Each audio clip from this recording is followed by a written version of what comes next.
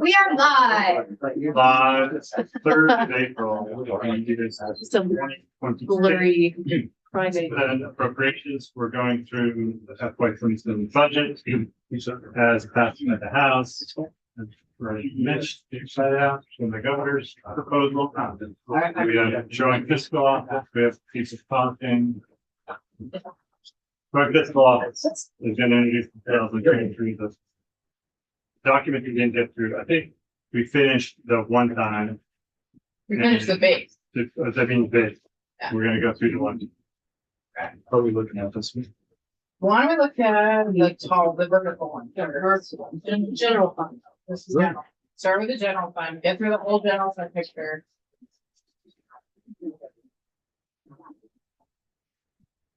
So, yeah, I'd say for the record, only for fiscal. On our website. Was it on? Yeah. The kind of aqua cost versus the.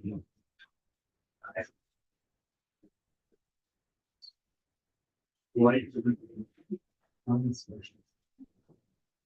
Portrait. For now, if you guys add to it, we're gonna have to go landscape. Oh, really? There's no, well, I mean, we think either way, we're gonna have to flip it, but. I like portrait. Because you can add It's better on. a row or column. Yeah, but then your font's gonna start to shrink. We can all get reading. Okay, we don't have the budget for that, but noted.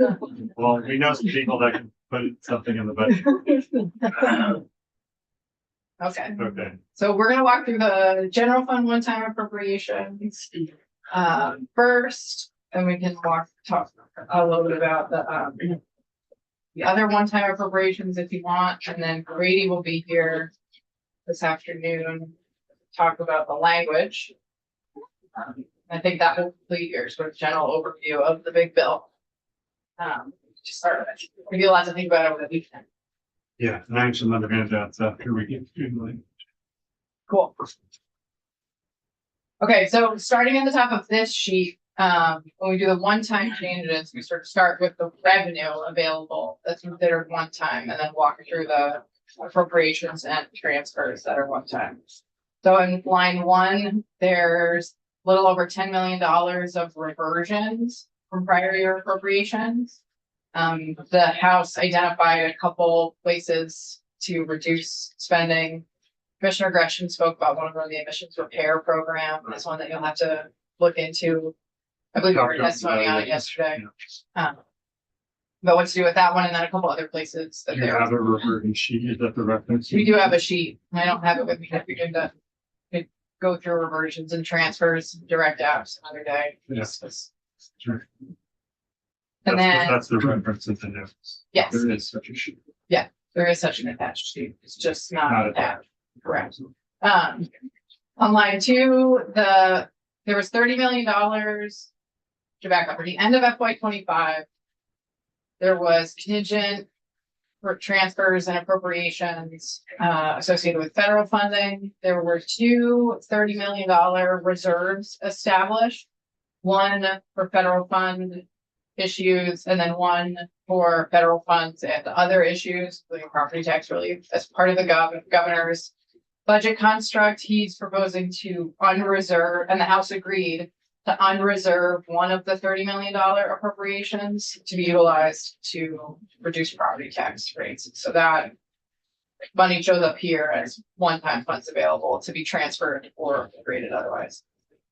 And then on line 3, you'll recall from our conversation on Wednesday that on the base sheet, there was, oh no, I don't need to talk about this part after saying. That's line 5. Sorry, line 3, there is, in the budget adjustment process, there was anticipated about $75 million available to be carried forward into this fiscal year. We treat that as one-time funds.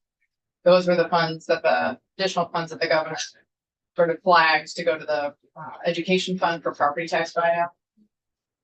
In the House version of the budget, because of the changes in the miscellaneous tax bill associated with the decoupling and the linking up of corporate income tax provisions at the federal level, there is actually a almost $4 million reduction in anticipated current year corporate tax revenue. So we had to account for that change. Where we accounted for that is what we anticipate to carry forward from FY 26 into FY 27. Just because of the consensus, January consensus, this is other JFOs. This is the policies that are in the miscellaneous tax bill. So this is JFO's estimates of what the impacts of the current consensus revenue forecast will be if the miscellaneous tax bill is adopted. So if the Senate has any changes to the miscellaneous tax bill that potentially it could impact the current fiscal year, in which case you would need to make adjustments to the current year revenue projections. There's another place where the miscellaneous tax provisions would increase revenue by 15%. Yes. So and part of that is in the current year, it decreases a little bit and then it increases in the next year. Right. Okay. So on line 4, this is the transfer from the Technology Modernization Fund. Out of Gretchen shared his comments about yet. Mr. Chair. Yeah, I know I'm jumping way ahead. Oh. You, the carry forward was for property tax. Mhm. I'm looking down at which one-time transfers. And it says to education fund for property tax relief has the House following the governor. I understood that the House had taken a 2-year approach. That they reserve the money, but in Yeah. miscellaneous tax, they say they're gonna put it towards that for over 2 So years. it's moved to the ed fund, but only half of it is. All of it goes to the ed fund in the Yeah. fiscal year, and then it's half of it. My understanding is in the House passed yield bill, I believe, they Yeah. reserve half of it.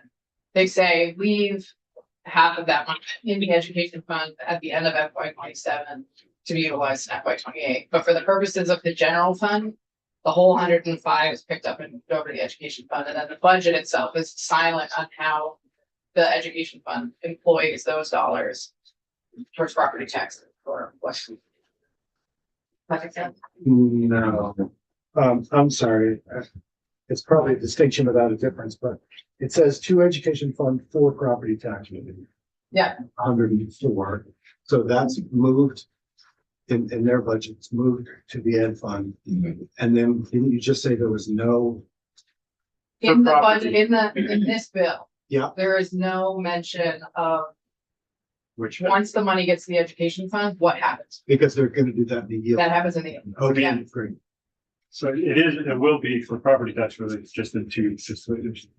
Got But this is 104, but if you total these numbers up top, it's only 100, they just found 4. So We, the like other 4 just sort of fell out. Right. Okay. And then to your point, so they had to deal with the offset. So they raised money in 27 for the base, but they had to net everything against it. So Sorry. Paul, yes, then or what? Question on that. So is because this line 3, right, was is supposed to be, or the governor had intended it for to go to property tax relief. Is that baked into the 104 at the bottom here?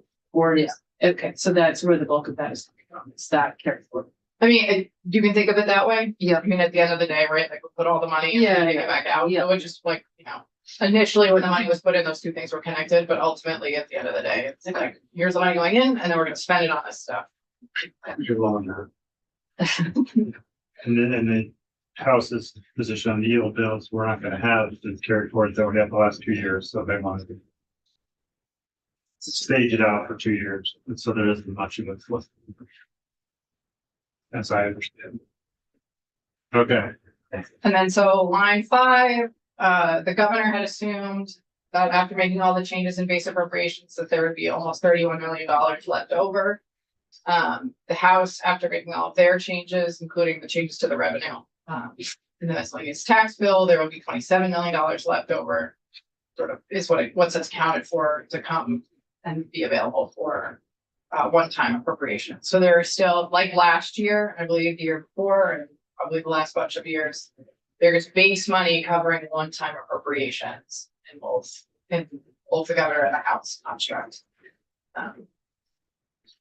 It's the other direction that people start to get nervous about, right? So that's so that leaves, so the total one-time funds is 148 $1.5 million for the House, a little bit higher than what the governor. Okay, I keep going. Yeah. So do you want me to speak specifically last when we did the base stuff? I skipped over all the ones that the governor had. Do you want me to go through all of them? Do you happen to know, is this the last year of the Truth and Reconciliation Commission? Yeah, Or that, or my the understanding. report is due in January? Yep. That's good.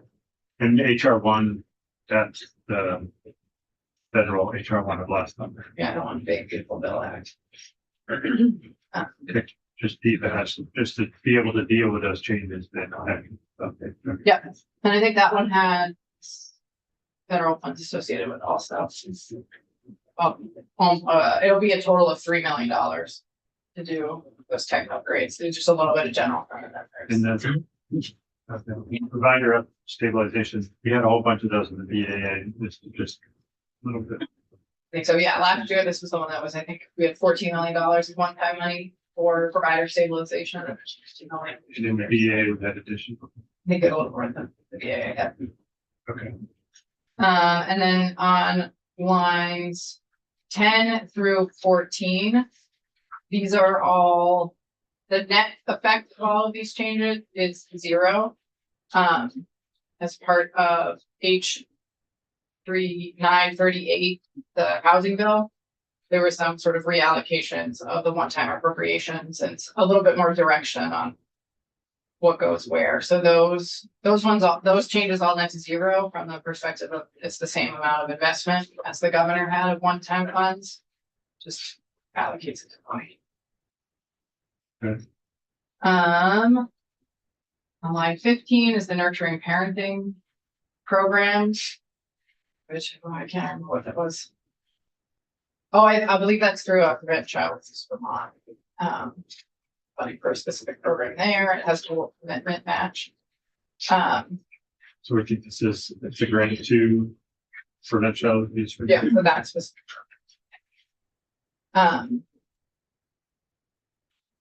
Some additional funding for the parent-child centers for the concrete sports programs.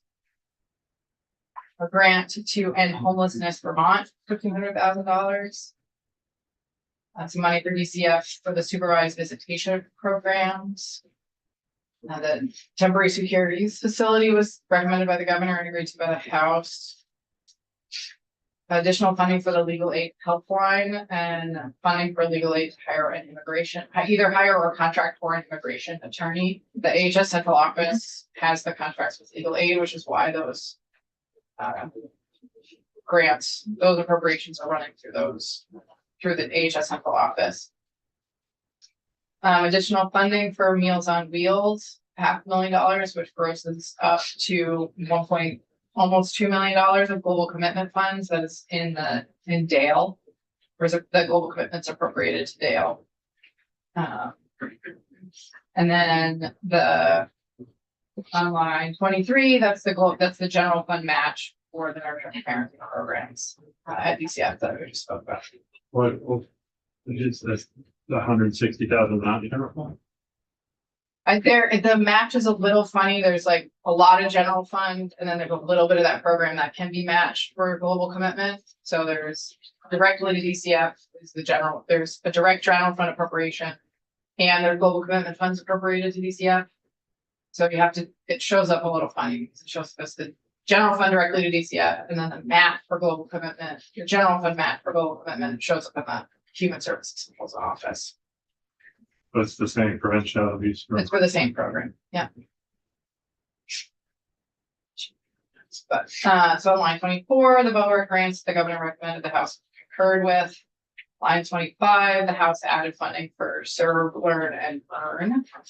And then so not all of these, but things like Serve and Learn is in addition to their base. Correct, yeah. Not all of these have a base. Yeah. This is one that has base. So that's the same with Meals on Wheels. Correct. The MPER Manufacturing Home Improvement Repair Program, House concurred with the governor on the one-time appropriation for that. They added $1 million for the rental arrears fund, which ends up being a grant to VHSA. Vermont Housing, State Housing. Oh, State this would be housing. SH, right?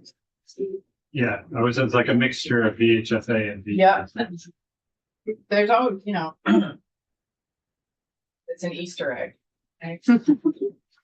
Found it. Yeah. That $1 million, I think that the rental arrears program is outlined, or there's changes to it in H 772, which is the House bill of his house. Concurred with the governor's additional funding for the Canadian International Development Partnership. That was funded last year. Line 29, additional funding for the Vermont Professional Color Network. Line 30, funding for AEDs in schools.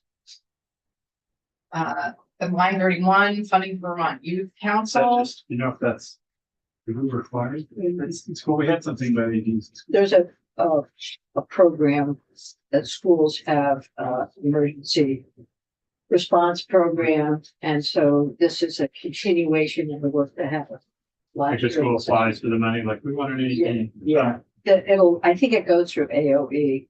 This money will go through AOE for, it says VDH here. But Working with AOE. committee. I think that And then it gets, then the defibrillators get sent out to different schools, right? I believe the House went back and forth on AOE versus. Yeah. the Department of Education. Health department buys it. On line 31, funding for the Youth Council. We're looking at this, but there may be federal funds there, so that may not be, that might be something to look into. Okay. 32, the community outreach program. I believe was a proposed reduction in the governor's budget. This is one of those, there were a couple that Commissioner Gresham referred to that were base reductions that the House funded as one times. And just, I think you've got an open question about whether or not Is you're this gonna like backfill the program, you should do it in the base. the grants, But like community outreach, street outreach people? um, It's exactly. I believe so. Amy, do you remember the summary? Is this the one that? Oh, I have, I'm sorry. It's with the House. Yeah. It's just the house and not like. I don't think it's big. Yeah, I think it does include the buildings. That one and it's for mental health, funding for shelter, CBOEO operates. In line 34, some additional funding for Home Share Vermont. Line 35, $500,000 for NOPA Vermont, Crop Cash Plus, and the Farm Share Program. Ask you on that one? Yeah. Where's the rest of that? It's in the past. Would be in the ag budget, I think. You don't Can't happen remember. to know off the top of your head what one, do you? You can find out though. Yeah, that's, Just I can ask. community outreach program is the house. It's just the house and I know there's some other communities that are trying to fund outreach workers.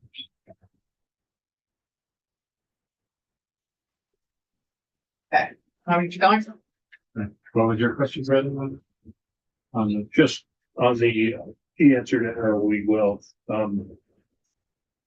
the online 35 where the bulk of that money lies, and I think it's in the Ag Committee. Okay, then, so around line 36, the conservation districts, additional $300,000 there. Some additional funding to the Vermont Food Bank, specifically for the Vermonters Feeding Vermonters program. Line 38, additional money for the Vermont Access Network and Community Radio. So this would be in addition to the money in the base, plus the additional base fund. There was money in the base, that more was added to the base, and then this is on top of that.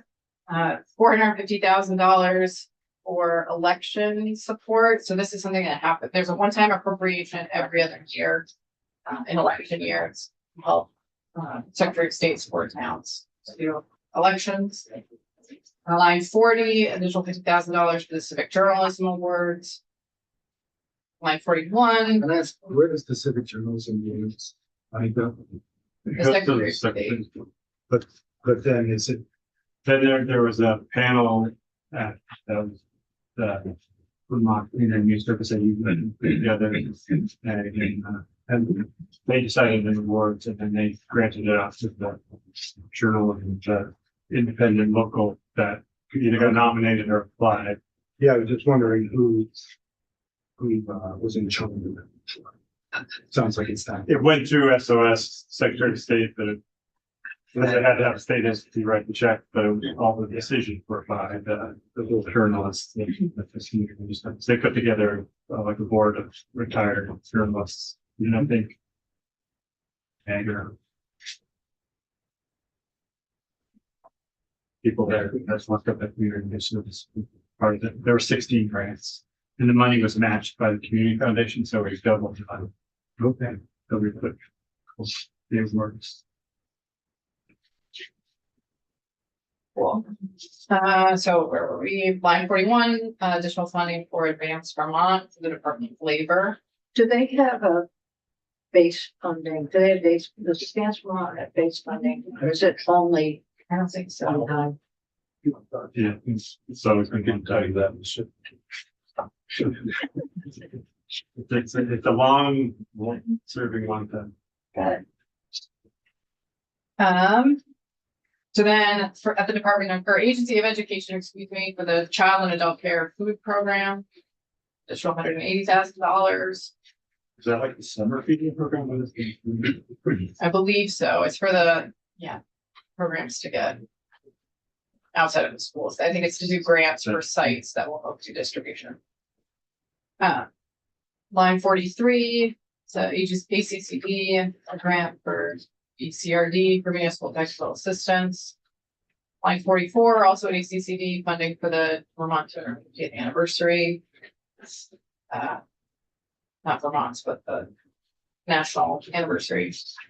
Line 45, $2.32 million to VSAC for the Freedom and Unity grants. Line 47, funding at the Treasurer's Office for the Vermont Income Tax Assistance program. An additional funding, Treasurer's Office in line 46 for an amortization study. I believe that's $75,000. It's outlined in the Treasurer's Omnibus Bill 567.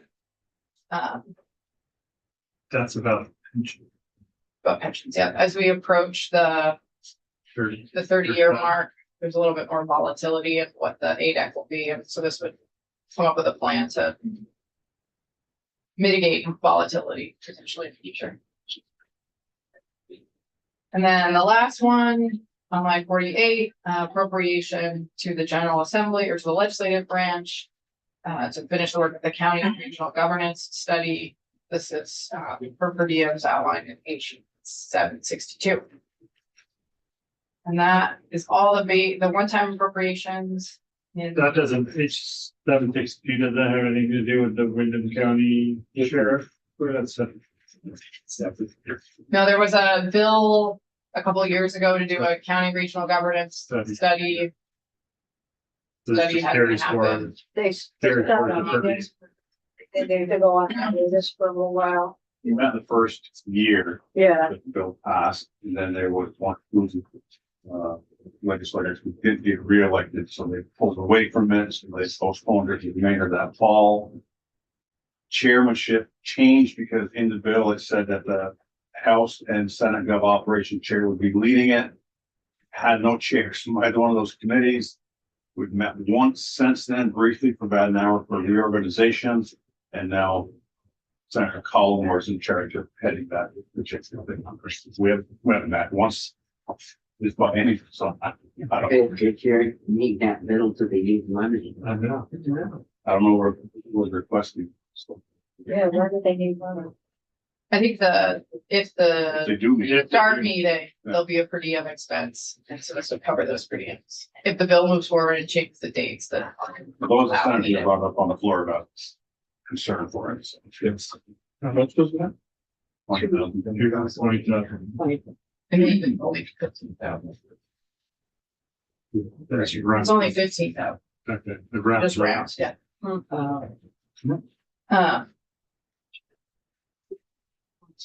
Anyway,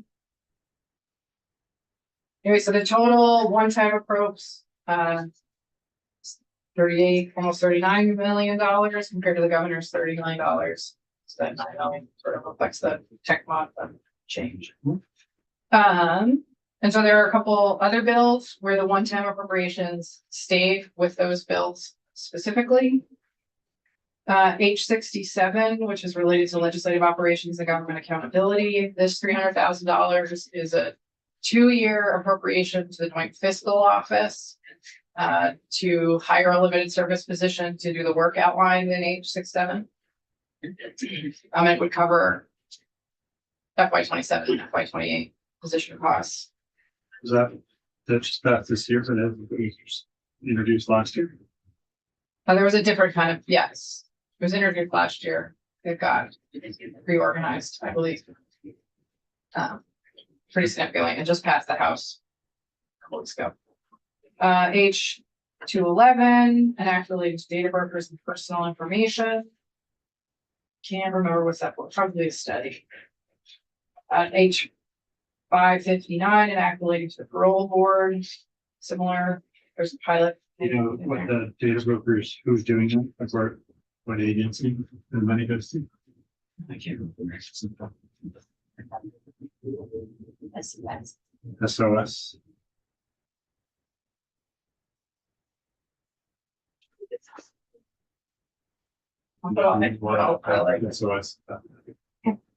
Who's getting the money? I don't know. It's not that. For the next one. Amy just said SOS. We gotta put it in the notes because I'll forget next time we'll talk about But they're gonna put the question. it. Yeah. H577, the Vermont prescription drug discount card, $50,000 to the treasurer's office to do marketing of the new program. H778, an act relating to dam safety. These are funds for physicians. I believe for that program. Miscellaneous tax bill, H933, includes a $100,000 appropriation to the Joint Fiscal Office to complete the 10-year tax study. That's up this fall. And in H935, an act related to emergency management, $500,000 for the Ready Response Grant Program at the food bank. So it's 104, one time. Did we pull that out last year? We did. Yeah, that was through, emergency management. Now they're back. They're over $500,000, which they didn't get funded last year. Okay, I'm sorry. Yeah, and I believe that's a good point. The money would go to emergency management or to grant the food bank. So those are the one-time appropriations, both in other bills and in the big bill. In addition to that, there's some transfers that are occurring These are all from the general. fund to these other special funds. So the first one was recommended by the governor, $500,000 to the Vermont State Police for their radio equipment replacement fund. We learned, so, and I think what would happen annually is it's a one-time transfer for this purpose, but if it starts to reoccur and become things. So they're setting up a capital fund for radios, which. Correct. We were here yesterday because you were here for part of it, but when Fish and Wildlife was in talking about the wardens needing new radios, I asked them if they had a replacement fund, they did not. Who has that? Then the Norris had them, and they maybe did have. Maybe they should all be. Oh, sorry, I had a question on that. Yeah. Yeah. I got a few I can swap shots. Yeah.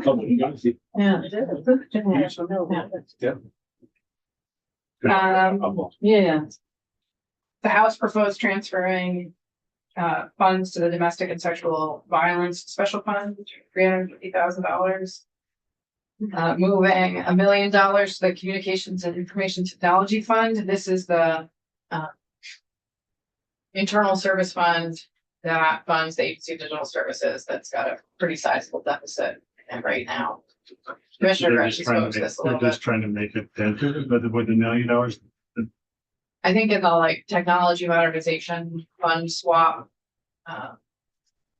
Sort of just like help take some of that money to back towards technology.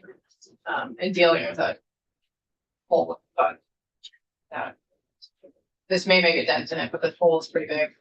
Did we deal with that in the BAA too, or was that last year?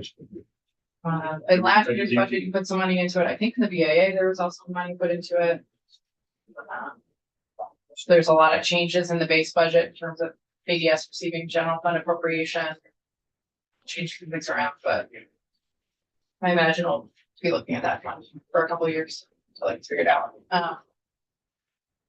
And then on line 64, we have $1.3 million going to the Community Resilience and Disaster Mitigation Fund. This is for towns that were denied FEMA reimbursement in the Northeast Kingdom. It's just the one that somebody suggesting we move to transportation. Yes, I believe Douglas Farnham He's coming in. is coming in. Okay, good. And he'll Tuesday, excellent. He'll present, I think in the technical letter, there was a request to do it differently. So, But still from the general fund to the transportation fund, and then the transportation fund would help these communities. yeah, and I think it would actually just be a one-time general fund appropriation to the Agency of Transportation rather than putting money into the T fund or doing anything funny. It would just give them an appropriation directly. And I think the administration has some suggested language that would be more specific about what to actually do with the money. The House budget just said, put it in that fund, and then there's no specific language about how to allocate it. So I think the administration will look for some more guidance on what to do. Okay. So on line 65, hopefully you recall from Wednesday when we talked about the changes in the miscellaneous tax bill. The governor's budget had the change in the purchase and use tax from the ed fund to the transportation fund, and to make the education fund whole, transfer $10 million to the education fund from the general fund. The House version of the budget changed the purchase and use tax allocations, and then it also changes the meals and rooms tax allocations to keep the general fund whole. What that does was reduced the money available to the general fund by $10 million. But it's a net neutral transaction because the $10 million that was going to pay back the education fund for the purchase and use tax change doesn't need to happen if the meals and rooms tax change happens. So this additional $10 million doesn't need to be transferred to the education fund, which means it drops to the bottom line of the general fund. Just so the committee knows, transportation is looking at this whole construct and might include something in the team.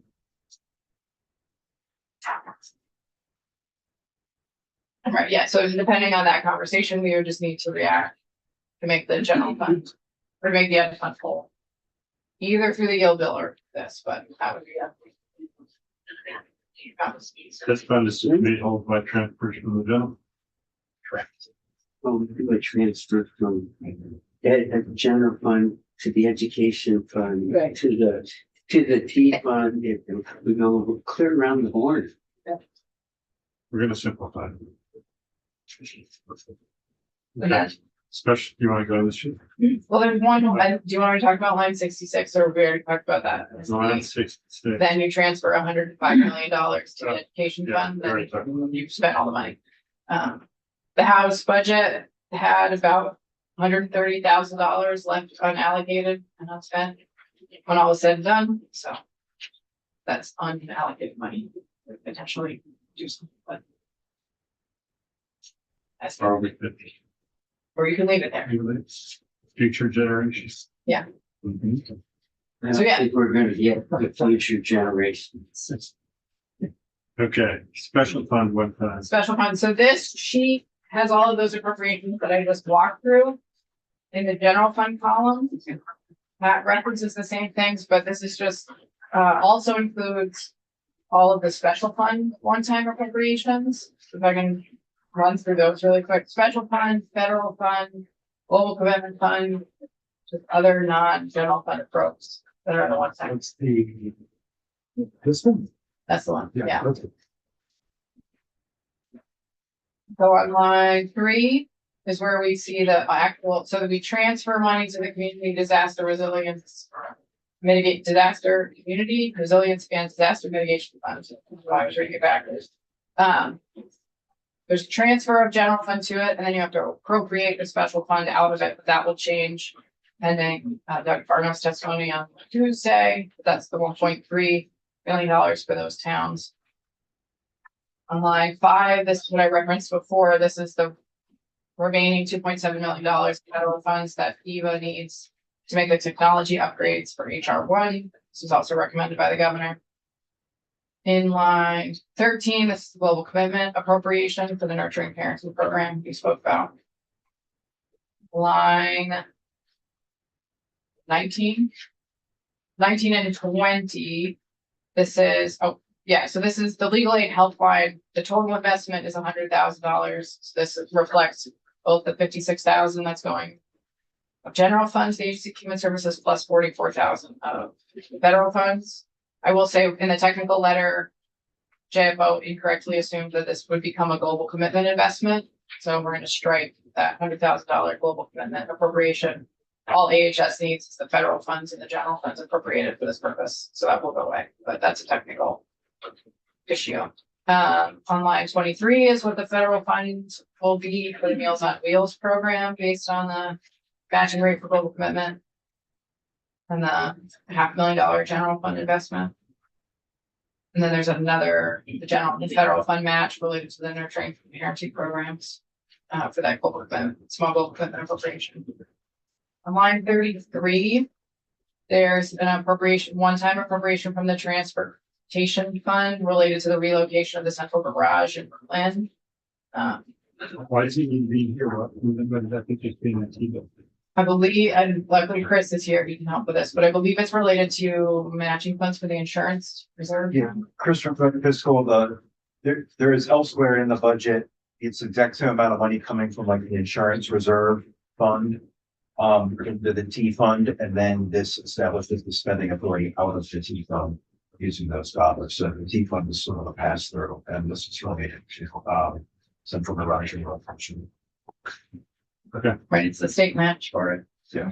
Yeah. It's like some of the insurance proceeds for it, yeah.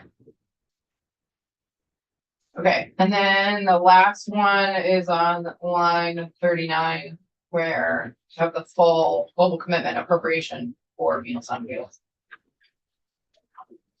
Oh, and I did skip over, I should call out probably on line 26. This is where you have the removal of the funding for the multipurpose center project at UVM. That was not funded by the House from the higher ed trust fund. Is it called the permanent trust? It's a permanent trust fund. When we categorize it in the big bill, it gets the higher ed trust fund is called out specifically. That it sort of separated from the trust fund. But Is the Meals on Wheels, is that a match from the state or the federal ones, or is that? yeah, so there's $500,000 of state funds that matches to get almost $1.2 million. Total fund.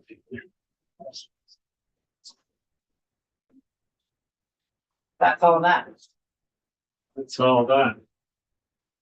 Okay, we've worked through the 3 Emily spreadsheets. So, multi isn't ag. But not the question, multi isn't on ag for 450. It's kind of careful, but sometimes the rest of it, you know, how long it takes. Kind of thing. We-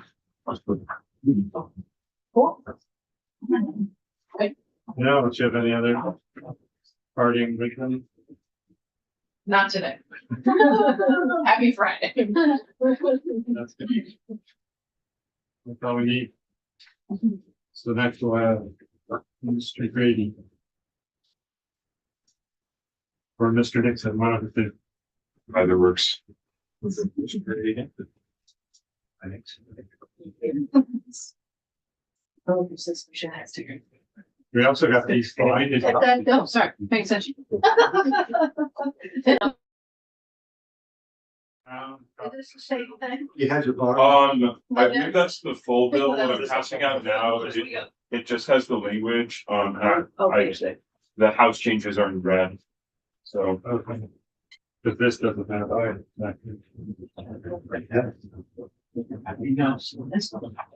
I know, you gotta keep. That's what you're gonna do this weekend. Consolidate. your notes. I got notes from the committee that send this over. Okay, what are you gonna do, Mr. Nixon? I assume, we can just walk through the bill and I'll flag the House changes, and what those changes were. In the documents I passed out, as I mentioned, those House changes would be in red font. So you'll be able to clearly delete them from what was originally in the governor's bill. And I think we can start on page 12, if that's okay with the committee. What about section A 100? Did we change the name of the, for the Face of Beautiful? Nice. I would contact legislative council. Okay. Well, On page 12, so I'll just skip over the one times that Emily just reviewed. You can, the language is there for the one times if you have any questions, but for now, I think Emily did a better job of reviewing that than I can. Beginning on the bottom of page 12 and continuing on to page 13, the House added cash fund appropriations.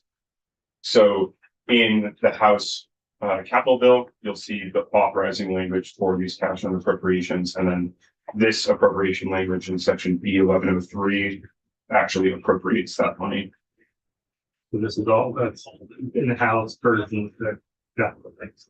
Yes, all of the appropriations from the cash fund, and so you have the money you're transferring, and then there was already some money in the cash fund. So you're transferring in the transfers section about 17 million, and then you have 6 million that was already there. So a total of 23,400,000 is being appropriated.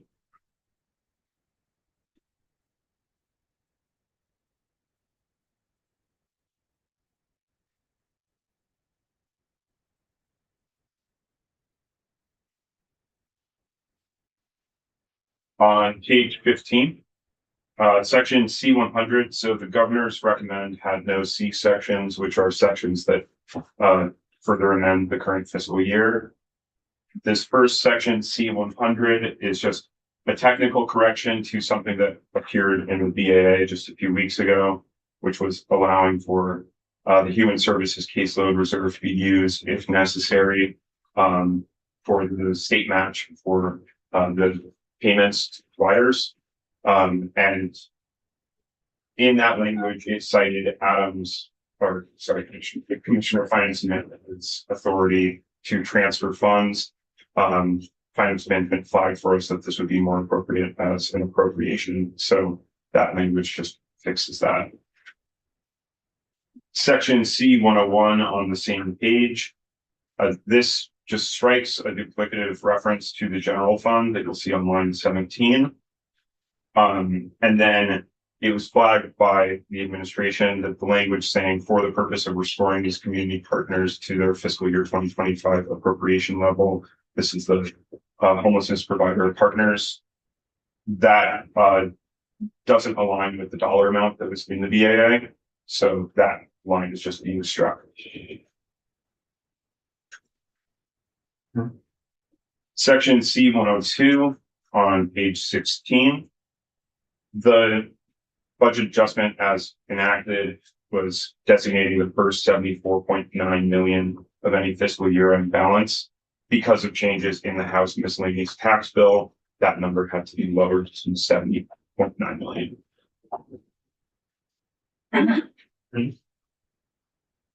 Section C103 makes amendments to the Appropriation in Act 73 for the Agency of Education.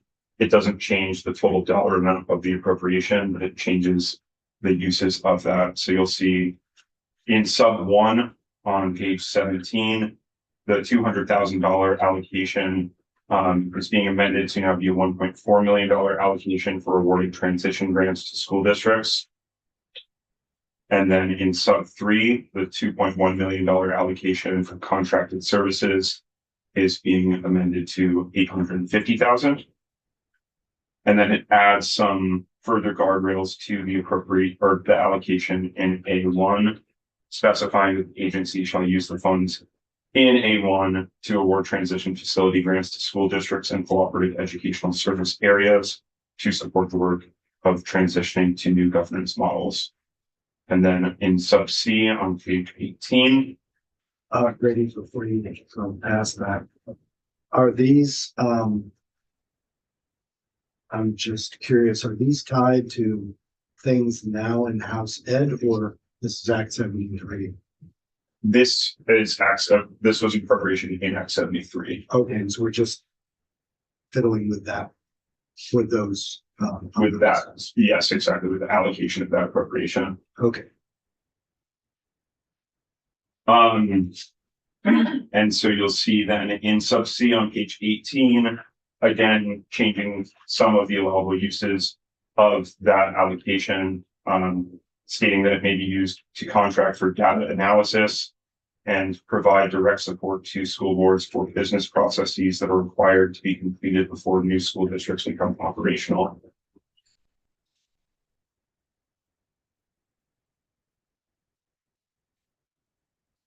On page 19, section C 104.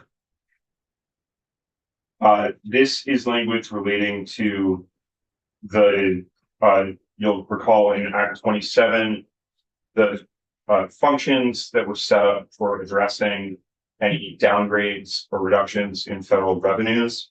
The original language just applied to fiscal year 2026. The House added language that would also apply that mechanism to fiscal years 2027, 2028, and 2029.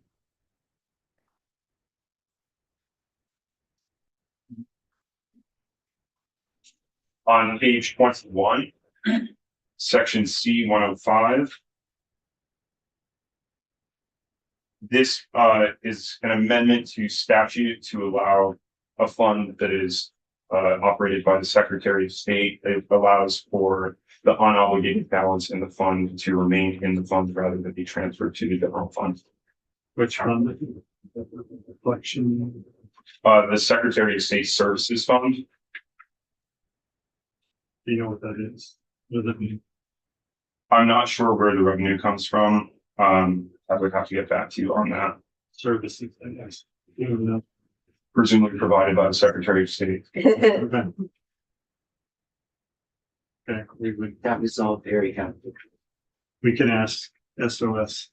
Carmen? Talk about them. Interesting. In section D 100, beginning on page 22, the House made no changes to the property transfer tax allocation section. And this is annual language. Section D 101, beginning on page 24, I would also ask for the committee's permission to skip over. This is just reflective of what Emily reviewed in the transfers portion of her spreadsheet. Permission granted.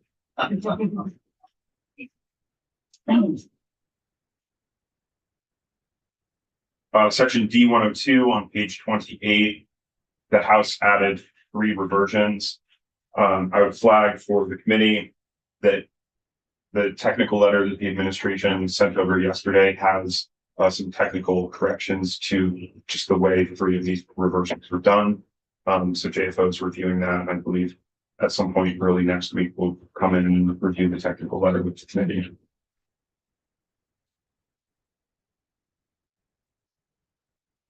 Section D 103 on page 29. This is the annual reserves estimate section. I would just flag for the committee in sub B. This was in the Gov Rec. This relates to the unreserving of the 30 million that was in Act 27, section B 1101. So that 30 million is being added to the 70 million year-end balance for the transfer to the education fund. And then in sub C, there's language in the Gov Rec House didn't amend. This relates to reserving any general fund balance at year-end in FY 27 for property tax relief, permanent housing initiatives, or other uses determined to be in the best interest of the public.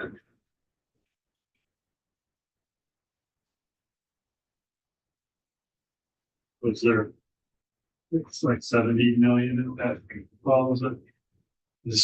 So the 70 million was in the BAA. It was originally 74, and then because of the miscellaneous tax bill, it was reduced to 70 million, or about 71 million. And then this 30 million here that was reserved in Act 27 is part of that $100 million. Yeah, I guess I was asking about the general fund balance that's referenced in C. Oh, I can't speak to how much money that would be. I don't know if there's any estimate as of now. That would be FY This is 27. just the end of year construct. That's Right. I don't know what we call that fund, how we set aside for federal impacts. Right. So there was Spent some on the SNAP benefit. so in Act 27, there were 3 pots of money established. There was the 50 million, which was used last November, and then a further 30 million for federal reductions. And then this 30 million that's being unreserved here was broader, best interest uses for the best interest of the public. So there should be like 70-some that's still reserved for the federal impact fund. Correct. I think it's about 42 remaining, 43 Plus, into 50 million and then the 30 million. yeah, am I? Yeah. I was gonna say, you've got what's left after the SNAP allocations. Plus, there was language in the Budget Adjustment Act around the Vermont State Housing Authority, actually utilizing some for the HUD changes, and then there's 30 million that was touched. So, Okay. Bless you. Section E100 on page 30. So the governor's recommended budget included a number of full positions and then 1 position conversion. The House established a number of positions. So you'll see the position conversion, which was on page 31, the Department of Public Service, 1 financial director, 4. That position conversion was in the GovRec. And then the House added the rest of these position creations and conversions. And I would flag for the committee, the mediator position at the Vermont Labor Relations Board. After the bill was enacted, it was flagged for us that that position should be exempt, not classified. So if that position were to remain in your bill, it would have to move to be classified rather than exempt. Which one? Or exempt rather than classified. In C1, C1 judiciary or over here, Vermont Labor Relations. yes.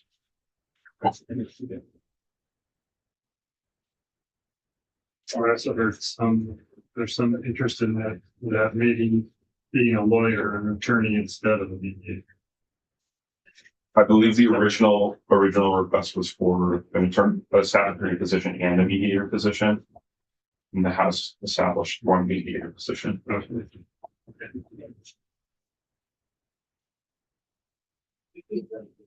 On page 31, continuing on to page 32, this is a House added section E100.1, amending Act 27, which this relates to reporting on ARPA appropriations. So there was the quote unquote ARPA wash in Act 113. And then reporting requirements from AOA to the General Assembly on the status of appropriations that were reestablished from originally being ARPA appropriations to general fund appropriations. And the dates needed to be amended to make sure that that reporting continued as long as it was relevant. And then in sub C on page 32, there's a strike to the reference of and sub C in Act 113, section E106, which related to ARPA dollars that remain ARPA dollars. And so as of that date, the December 31, 2027, there are not ARPA funds in existence any longer for the state. So that reference was just struck because that information is irrelevant.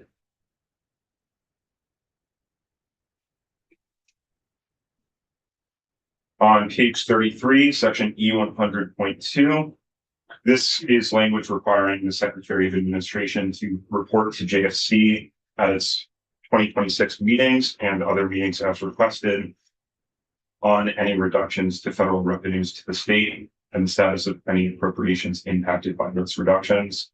This is the exact same language as appeared in Act 27.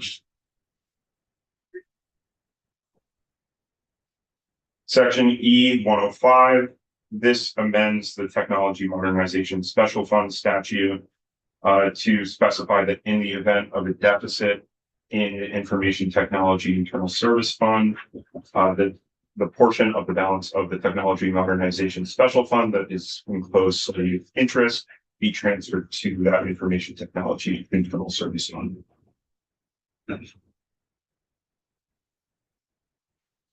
Section E 105.1 relates to the same issue. This is a required report from ADS in consultation with the Department of Finance and Management on a written plan relating to deficit mitigation of the information technology internal service fund.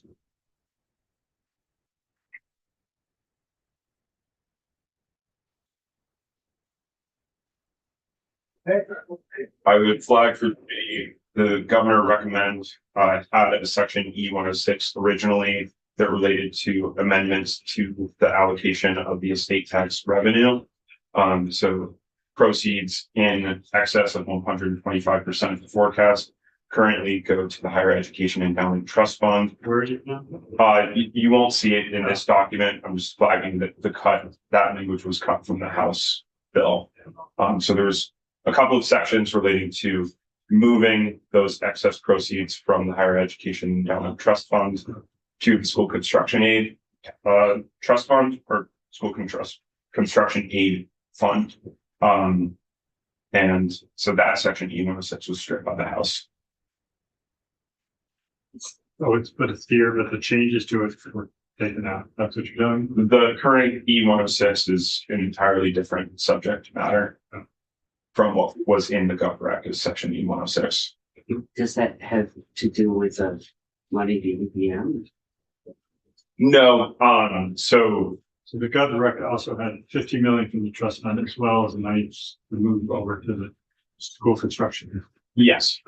Then So there was a statutory change moving those excess proceeds rather than them going to the Higher Education Endowment Trust Fund, that they would go to the School Construction Aid Fund. And the House removed those changes from their bill.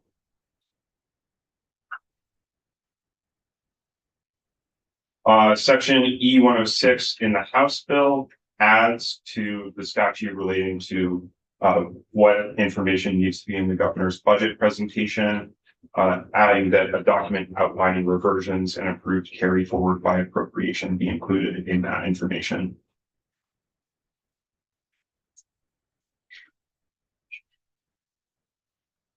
Section E 111, this is a full position.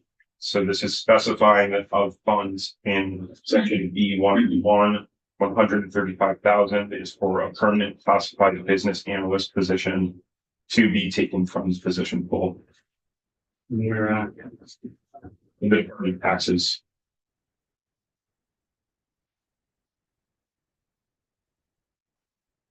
are there positions that add a pool from the pool position? Do we have any position to add a pool? Like a lifeguard? No, not this year. Okay.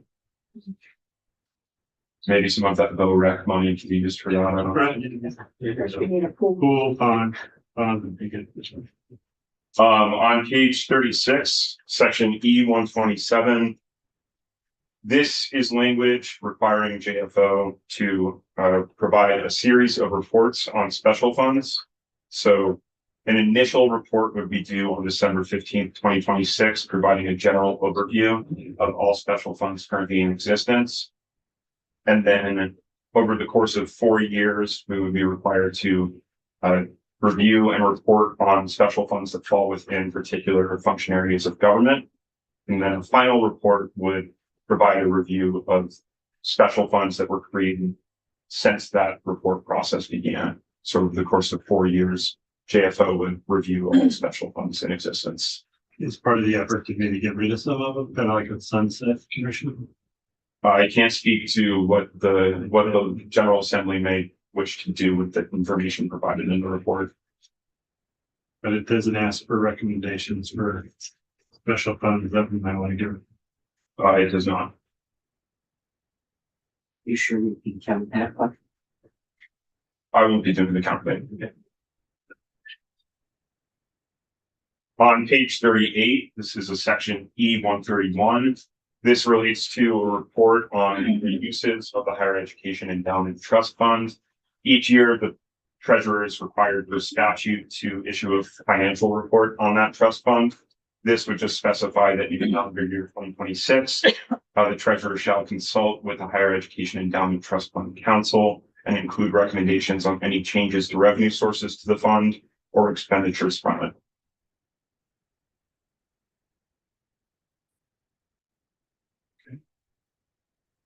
The following two sections I did not change to be read, but relating to changes that the House made vis-a-vis VPIC, the numbers here change.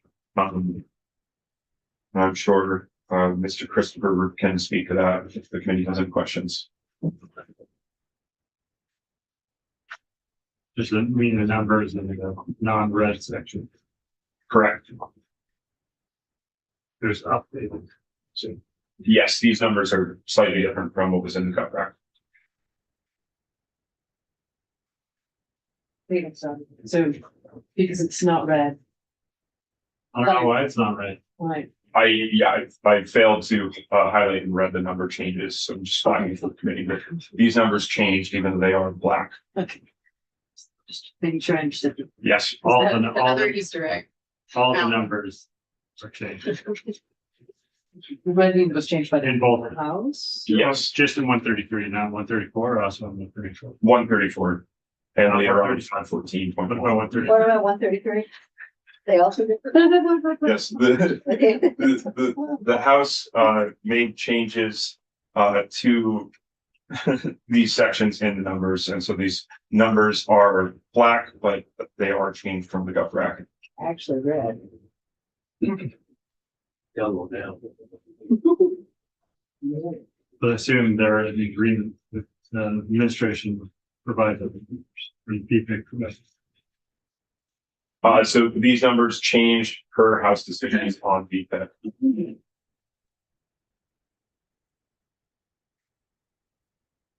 On page 39, section E135, this was language added by the House relating to that mediator position. So this just adds to statutory authority that the Labor Relations Board may employ a mediator to provide mediation services to public and private sector collective bargaining units. Board, which the state labor report. Yes, Give them a mediator and said they may hire a mediator.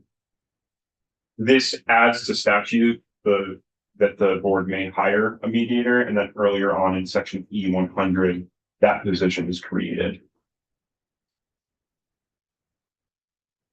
This allows them to use a mediator to provide those free mediation services.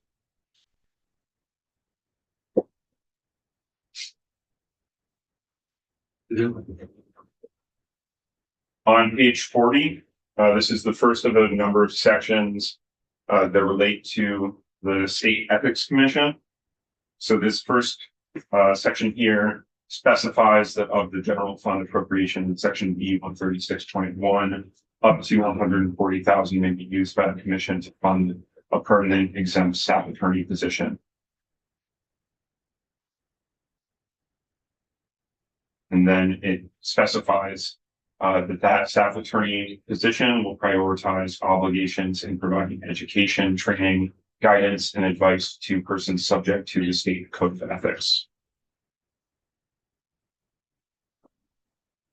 Section E136.2 amends some effective dates relating to the Ethics Commission and rulemaking, establishment, and authority, just pushing those effective dates out by about a little less than a year.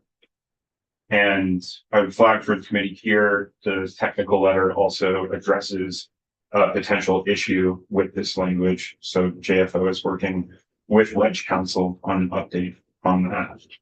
So none of this language was taken out of the bill. This is all original language within the budget itself. Yes, this was added Okay. to the budget directly.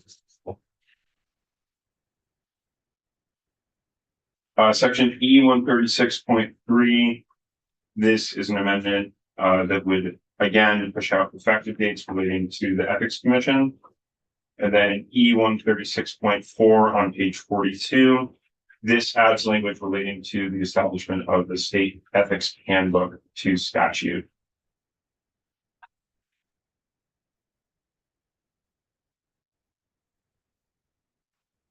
On page 45, this is the final section relating to the Ethics Commission. This just states that the executive director of the commission shall publish the ethics handbook being added to statute in a prior section on or before January 15th, 2027, and submit a draft copy of that handbook to the relevant standing committees before December 15th, 2026.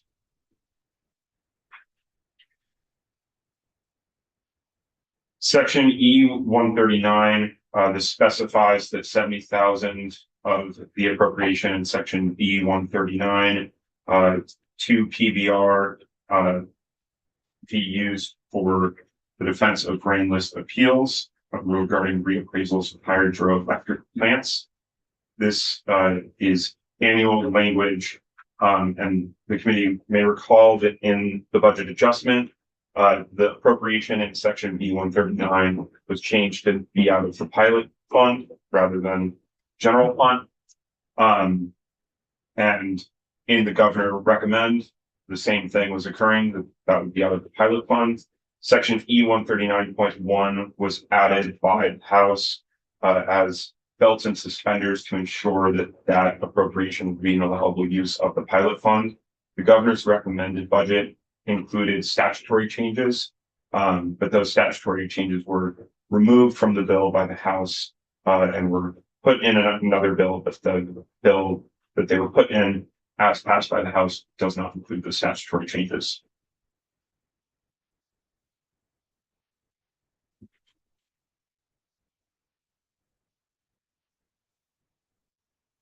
Okay, that's good. Yeah. Going backwards slightly to E 139. It's not red. It's specifically about hydroelectric plants. Is there a specific situation we're anticipating because by calling this out? I don't believe so. This is not changed as annual language. I would have to get back to you on that though. Yeah, I am just curious what that is. I'm not sure that I have any objection, but I think it could have to do with the Green River Reservoir, like what do we talk? I can jump in. So those are the dams that they're referred to, and that has been longstanding are mostly on the Connecticut River. Okay. So as they're reappraised, sometimes there's litigation between the town and the owners of the dams. And that's something to help towns through that sort of relist the reappraisal litigation that may be associated with trying to establish what their value is to collect property taxes on them. So it's specific, I think, to reappraisals happening. Okay, and this is ongoing. It's been going on. There was some big battle. Yeah. So Oh, the town's like, we need help from the state to fight with these big. Wow, okay, all right.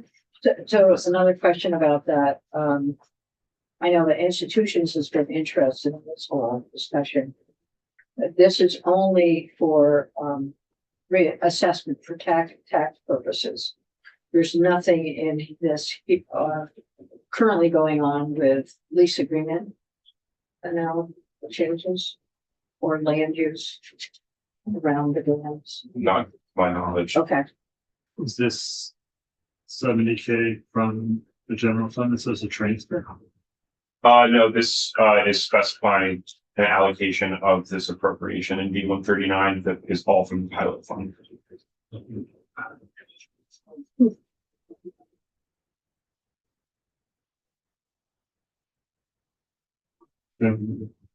The next few sections are annual language that was unchanged from the House.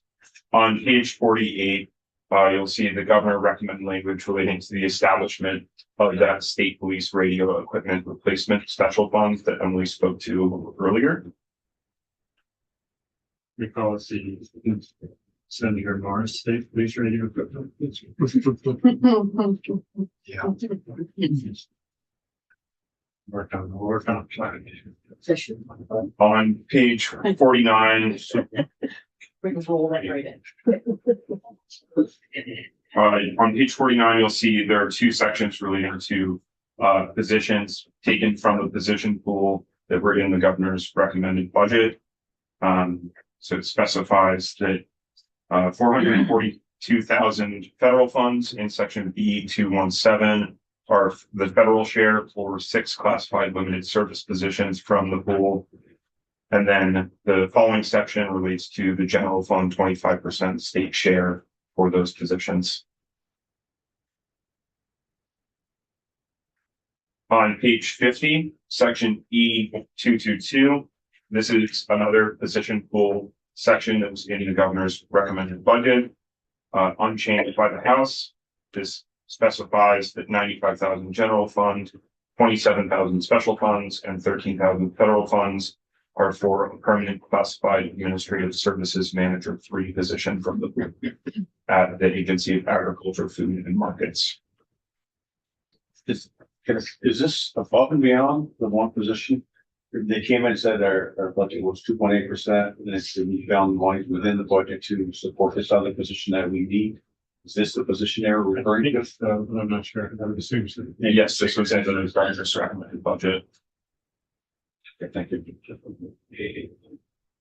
Section E232, the Secretary of State Vermont Access Network budget. I would just flag for the committee that this number was increased from what was in the governor's recommended.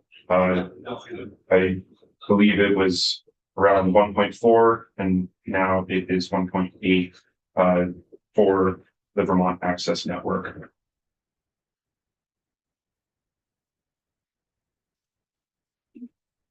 On page 51, section E236, this is a House added position pool creation section. This is 130,000 general fund for a permanent exempt staff attorney investigator position at the Human Rights Commission.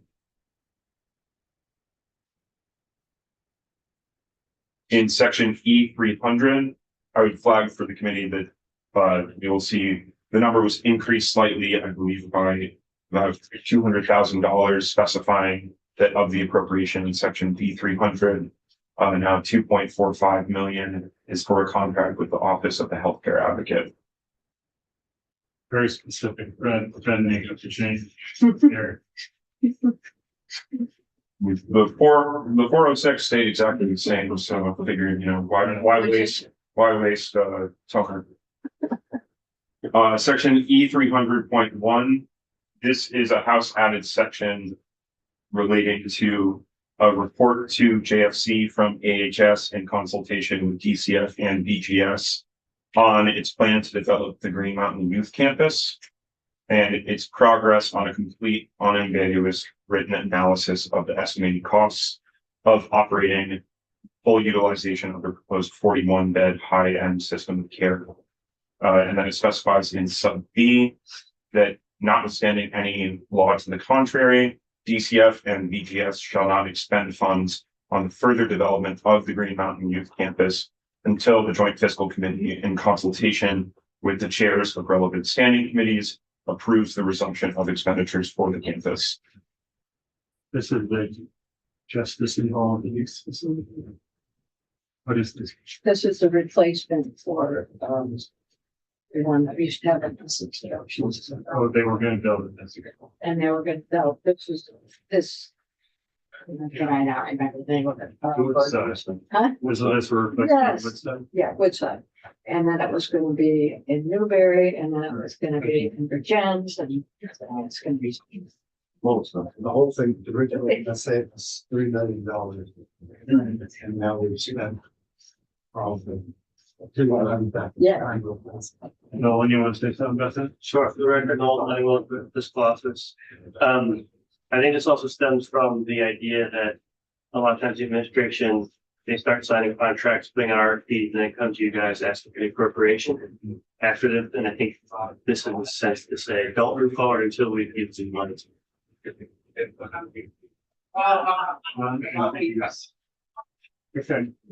Yeah. You want to know who gets to determine whether it's ambiguous? Well, I did have a question about that word. I mean, I think the House asked for somebody else to be able to give us an ambiguous. Remember what?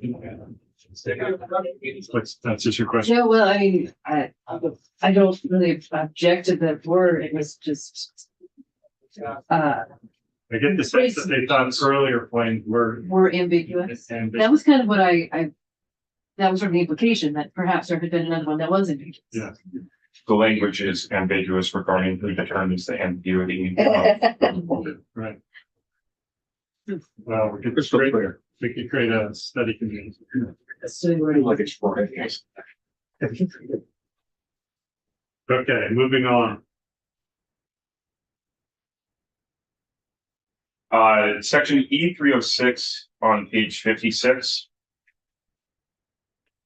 So the governor recommends had substantively similar language, directing EVA to submit a state innovation waiver to establish a program for reinsurance and seek federal pass-through funding. The House amended this to make it authorizing rather than directive.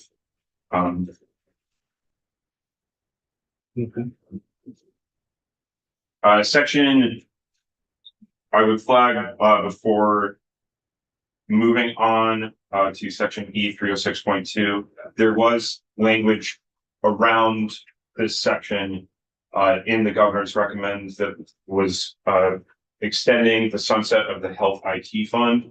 That was moved to H933, the miscellaneous tax bill. So it was removed from the budget year, but it is moving in H933. Section E306.2, this is another position pool section that was in the governor's recommend, specifying that roughly $500,000 general fund, $500,000 federal funds be for establishing multiple positions at DEVA through the position pool.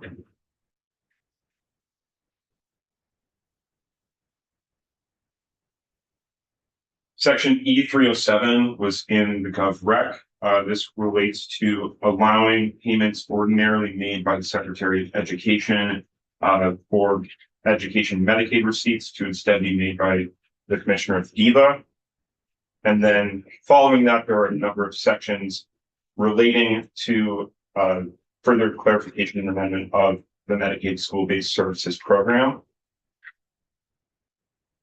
And I would flag for the committee these sections E307, continuing on to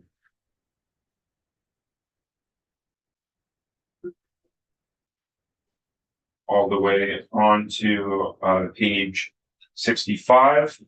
Multiple of these sections are effective on October 1, 2026.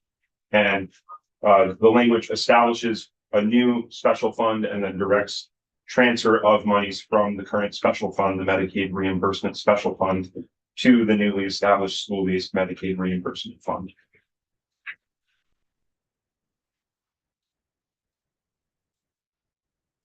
Section E307.8 on page 65 is language directing DEVA to review implementation of family planning codes in the Medicaid program to ensure that expenditures for family planning services that are eligible for the 90% federal match are receiving the enhanced rate, and then to report to HROC on or before October 1st, 2026, as well as JFC on its findings, and an estimate of any reductions to general fund expenditures that can be realized as a result of that review. Explain that one. I also think we need fine. Section E311. This is a repeal of the AHEC sunset.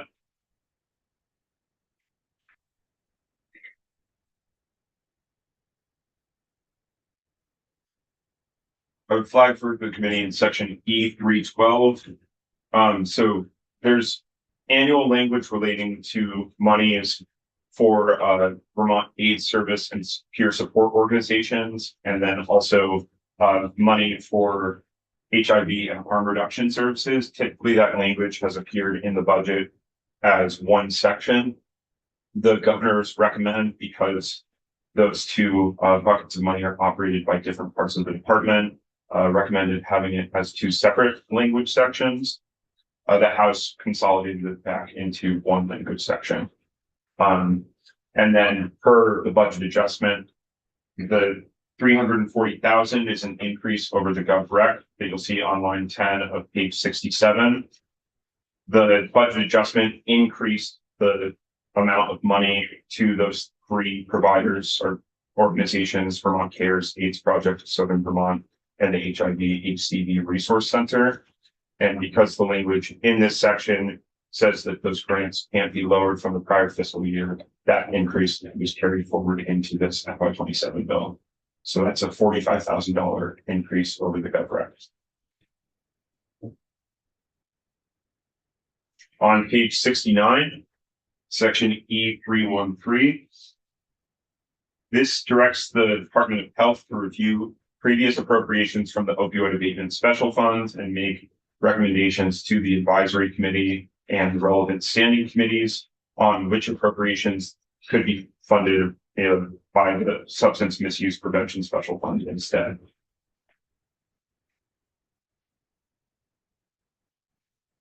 Section E316 is language requiring a report from DCF to the appropriations committees and the committees, the House Committee on Human Services and the Senate Committee on Health and Welfare, on an actionable phased plan that estimates the amount needed to remove the rateable reduction in the Reach Up program.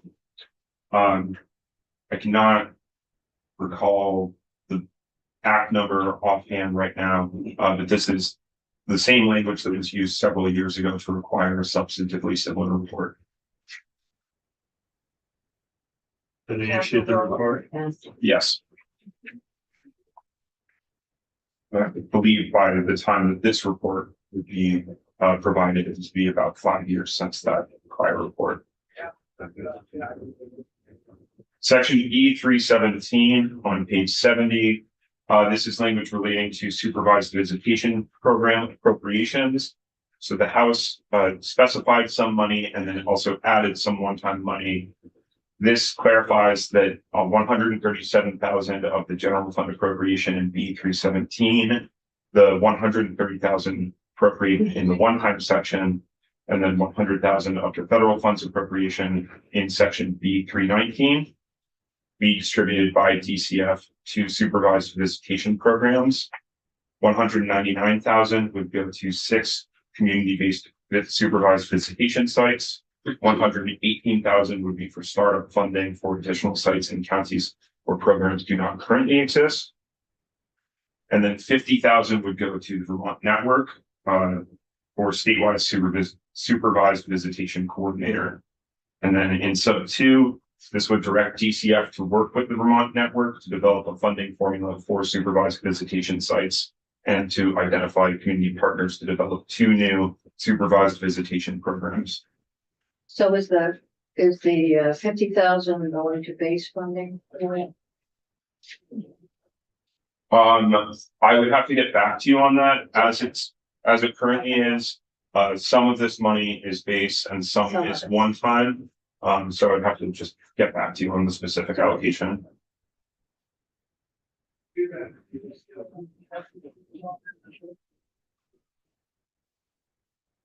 Section E322 on page 71. This was in the governor's recommended budget.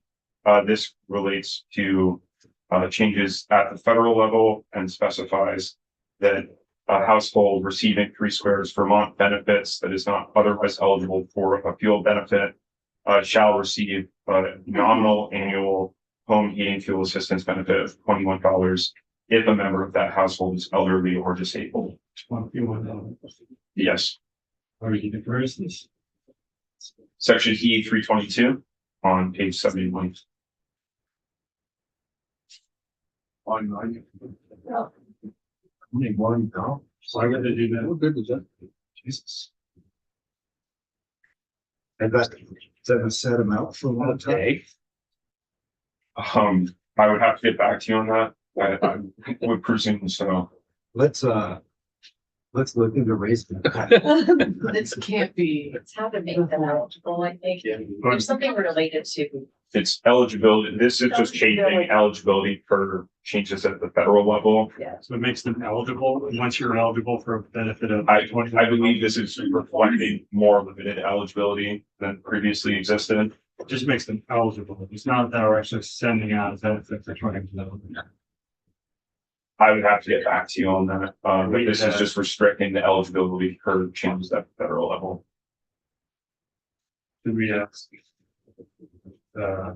dual assistance program? Or should we ask? We have, which, oh, we have dual assistance. Or would we ask? They also have preschool. Economic Services Division. Yeah, so we can ask OEO. Or send us something new. Or send it to Grady and we get a grade. Great. On page 72, section E 329, this is a report from Dale in collaboration with the Departments of Health and Mental Health and the Office of Healthcare Reform to submit a plan to the relevant standing committees on developing and conducting a data-informed, patient-focused, community-inclusive engagement process for the DAs and SSAs. So this is substantively similar to language that established what was referred to as the Oliver Wyman report for the hospital transformation Green Mountain Care Board. This would be at Dale, but this would not actually be directing them to begin this community engagement process. This would just be directing them to, as part of their fiscal year 2027 budget adjustment presentation, include any request for an appropriation that may be necessary for a consultant to conduct that work. So it would just be looking into doing that work in the future. Since it doesn't specify, could it be an ambiguous? I'm looking at this language. I don't know, we should put that in every. That's what I'm saying now. we set the Unambiguous standard. analysis. You don't answer it to be on those things. Certainly. Anything? So. Sorry.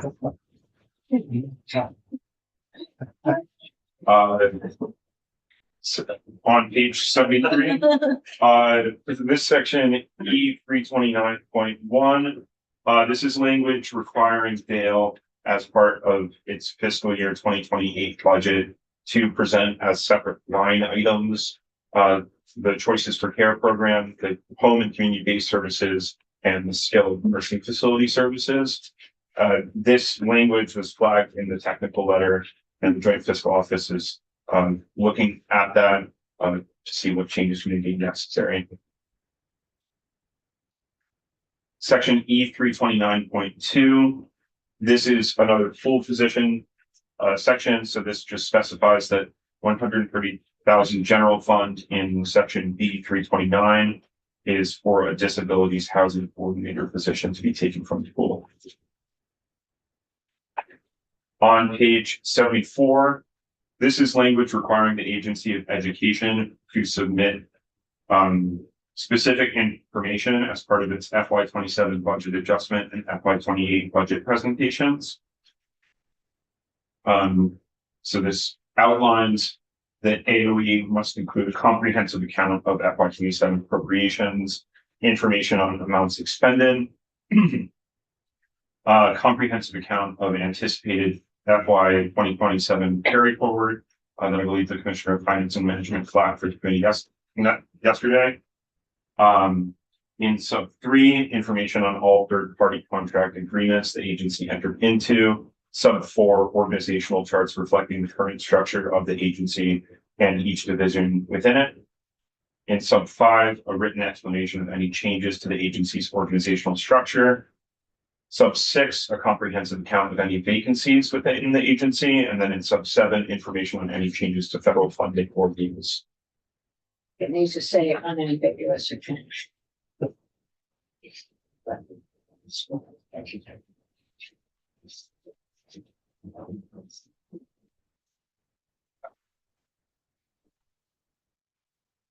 Section E 500.2 on page 75 and continuing on to page 76.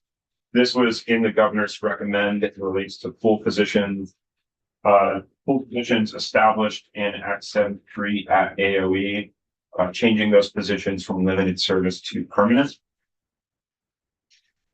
How many positions do we have in the school?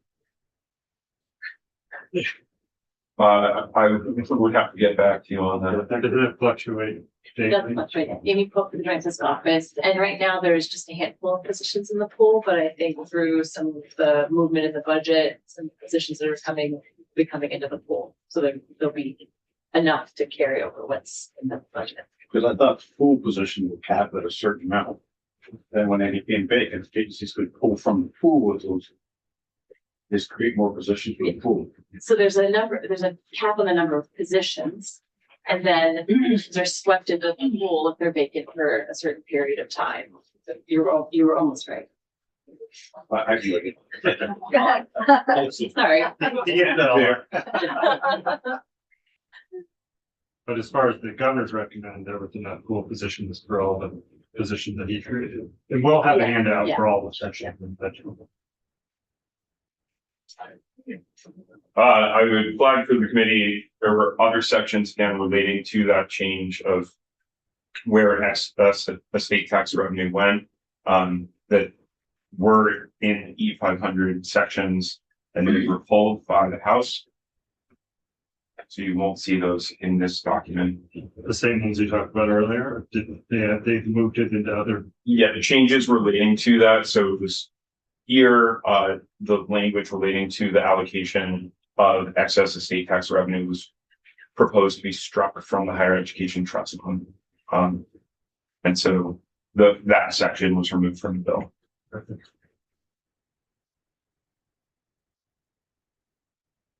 In section E 500.3 on page 76 and continuing on to page 77, this was language in the Gov Rec, just specifying that rather than set dollar amount that the agency of administration could use for administrative costs relating to the Universal After School and Special Fund program. It amends it to say rather than up to $500,000 annually for administrative costs, to say up to 5% of annually forecasted revenues. And in this case, the agency is AOE. Yes. So Grady, do you have any sense of what that has been for the last few years? No, I would have to get back to you on that. Okay, I'm just wondering if this is a big bump in what they can spend or if it's roughly what they have to spend. I think when they testified in the VA and were under the 500,000, they were Pumping up. the year there. So I don't know if the idea was to make sure they could go over that or not.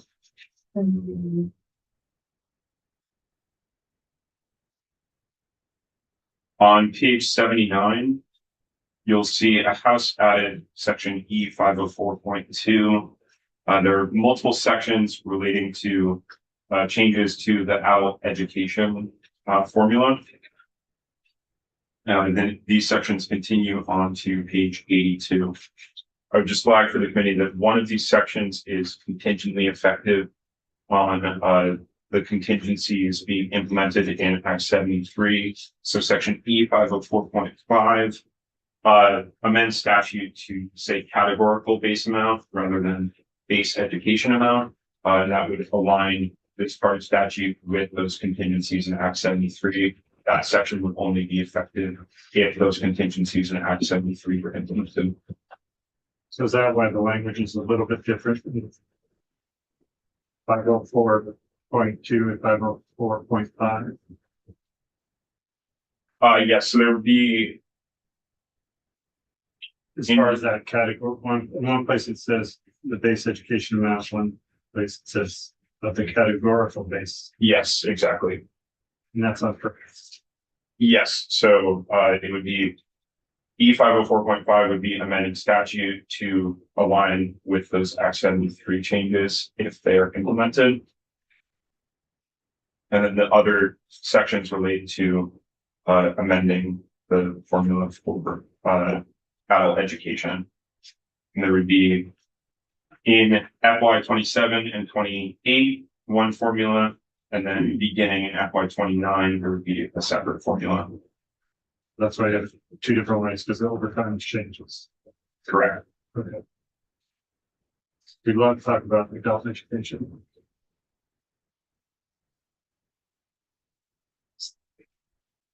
Section E 514.1 on page 82. This is another black section that should have red numbers relating to the deck. So Fourth. Five fourteen, 514.1, E 514.1. and including number on page 83. Yes.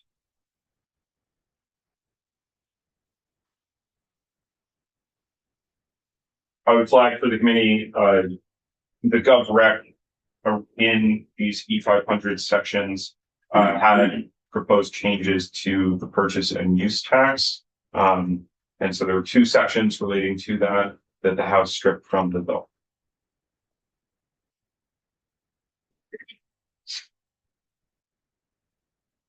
They were, is that part of their transportation planning thing?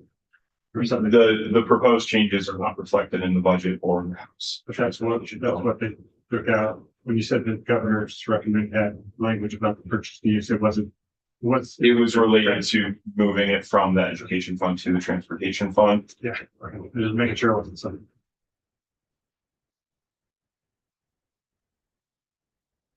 Section E 606, beginning on the bottom of page 86 and continuing on to page 87. The governor had one final piece related to the proposed change to the state tax that was reflected in E 606. The House removed that change, but did keep a small technical correction, just clarifying that monies can only be transferred to the fund, not appropriated to it.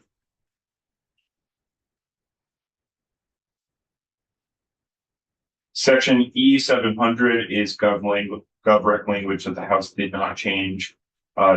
This makes some technical updates to statute, reflecting that the fund is relating to the agency rather than just specifically to the Department of Forest, Parks and Recreation. And then also amends the allowable uses so that this fund can be used for administrative costs.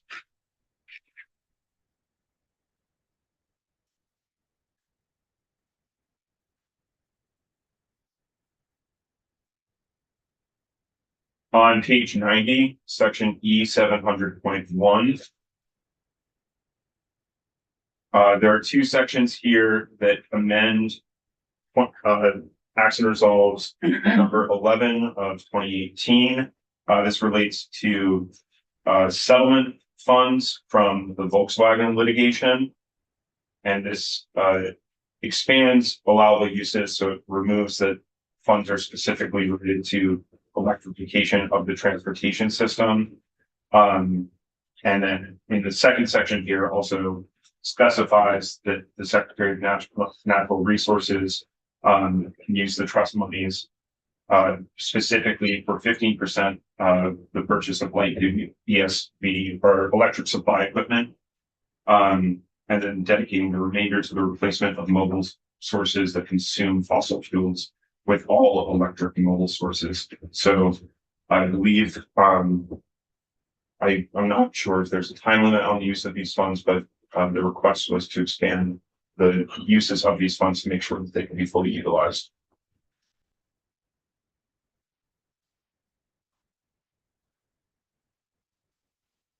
Section E 700.3. This is a full position at A&R.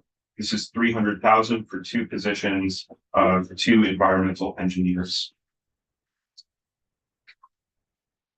From the pool.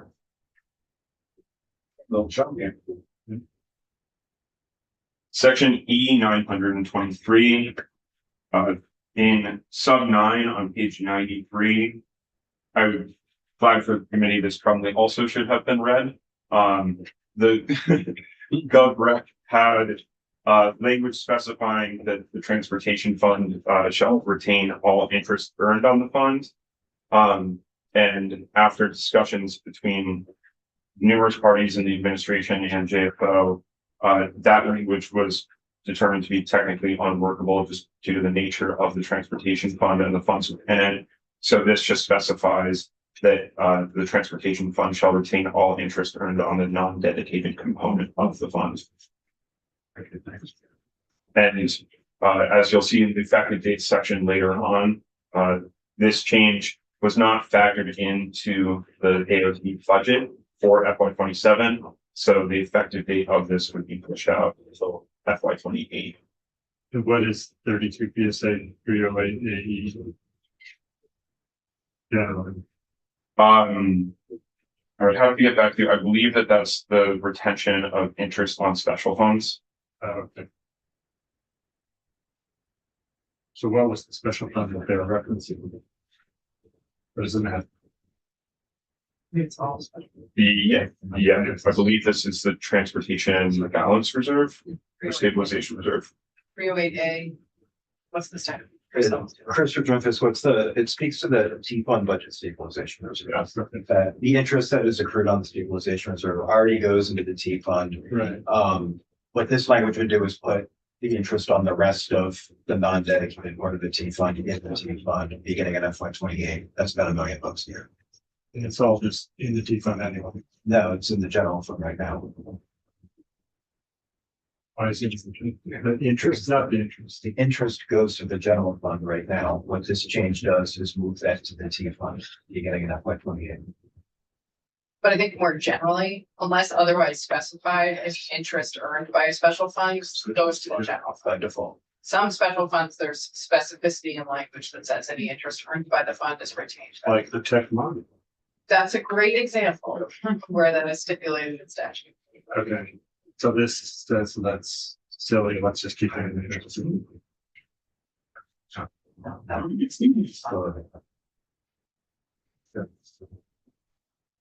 Thank you. Maybe the special fund report that you'll get next year will have more information about which funds get interested. So That would be, maybe. I'm looking forward. If that's something that would interest you. Yeah. Section E 923.1, this is gov language just specifying that transportation funds can be used for the purchase of electric vehicle supply equipment imports by the Department of Housing and Community Development. So this just ensures that funds for that purpose can go directly to the HCD rather than through the AOT.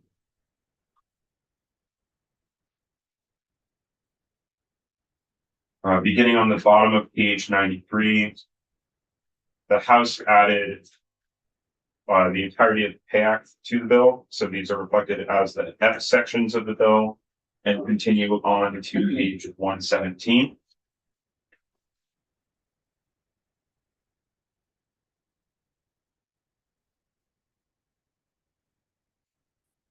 Was it called language changes or there dollar? Well, there are. There are dollar changes in the language. This is all. Yep.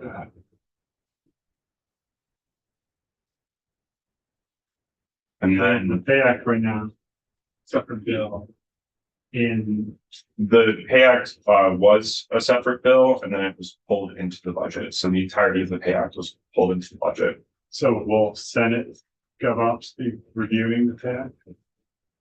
I would defer to the Senate Secretary on if the budget would be directed to Senate GovOps, but the Pay Act bill, I do not believe is moving from the House. It's just it was put into the budget. We did a few years ago have a complaint from the former chair of GovOps that it did not go to committee. Well, I thought that was because you shouldn't usually get it, but that's not, it's, Jane was of the opinion that it didn't. And that's why it isn't in nowadays.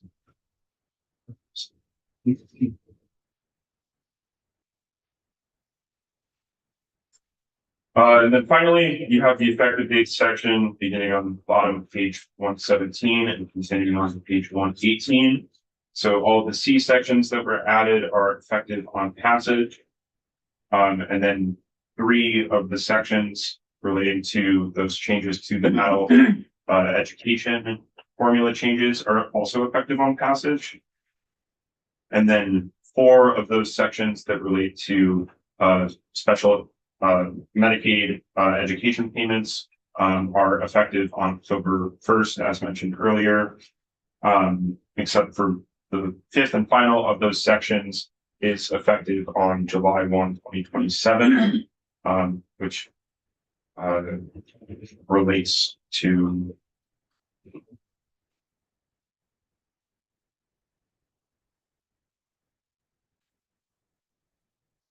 the change from 20 up to 25% of federal reimbursement generated and delivered pursuant to the Medicaid school-based services program, reducing that to 20%. Because that change would not be effective until FY28. And then, as mentioned before, the change to the retention of interest in the transportation fund would also not be effective until FY28. And then finally, the final piece of the adult education language aligning statute with Act 73 is only effective if those contingencies in Act 73 occur.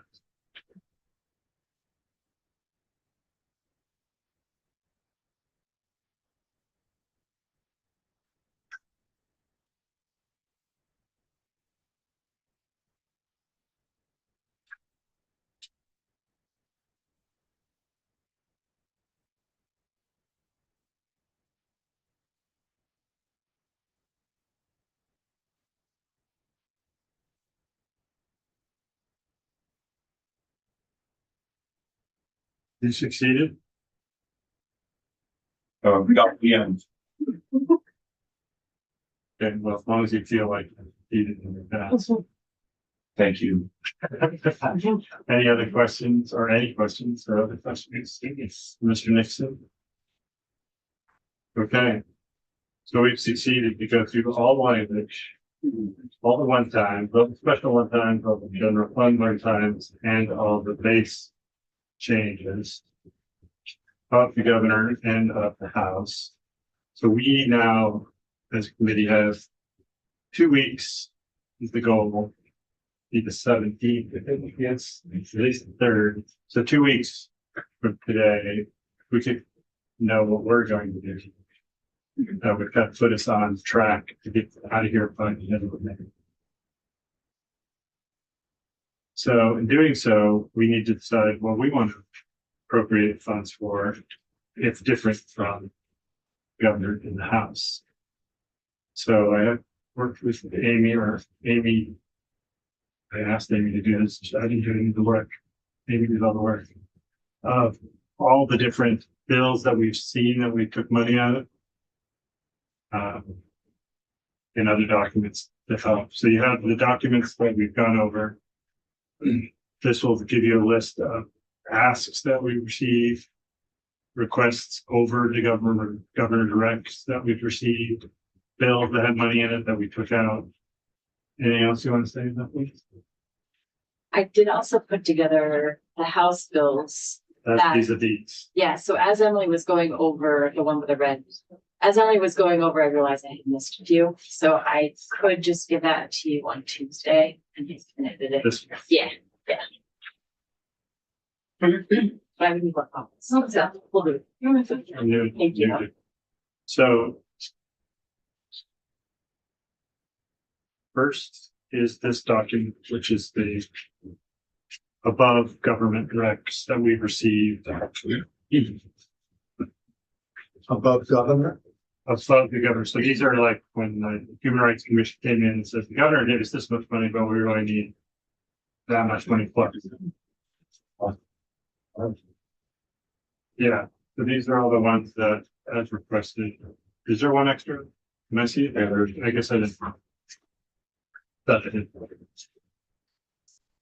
Sometimes they're, really also in a related bill, like the treasurer's requests also are in a bill, like ethics commission.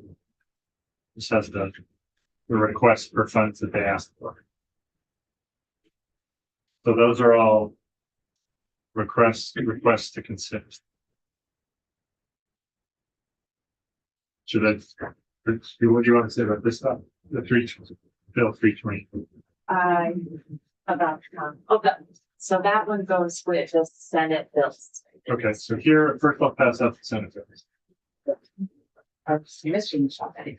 So the Senate bills, or all the bills within the committee, which we removed the appropriations and put on Amy's special list for consideration in the budget. So since most of these bills, if not all of them, got to the House after the House had done their budgets, the House could consider any of these. So I don't think any of these are in the House. There's some sort of partial, I did make a note sort of in the middle of the document, it's each 9.1, and it mostly says no, but there's a couple partial. Okay, like the economic development bill has some money for. Yes. So then the other sheet, So this sheet. S328. Which S328 was the economic development bill? if, Or The housing the housing bill. bill. This is the. I think I get from this. So, I think that's what. So yeah, 328 was the housing, 327 was the economic development bill. If you remember, 328 came from us, and then our Clarksville had a lot of appropriations. We took them out. It gets confusing on the sheet. So Amy created this, you could just see all those appropriations on one sheet. It also had the 327.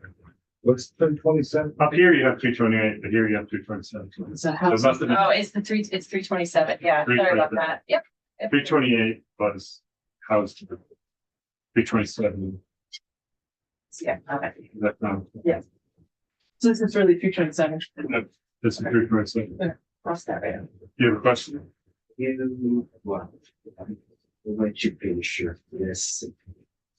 So that's basically, You did send out a notice that says you should let me know if your committee is going to have anything else.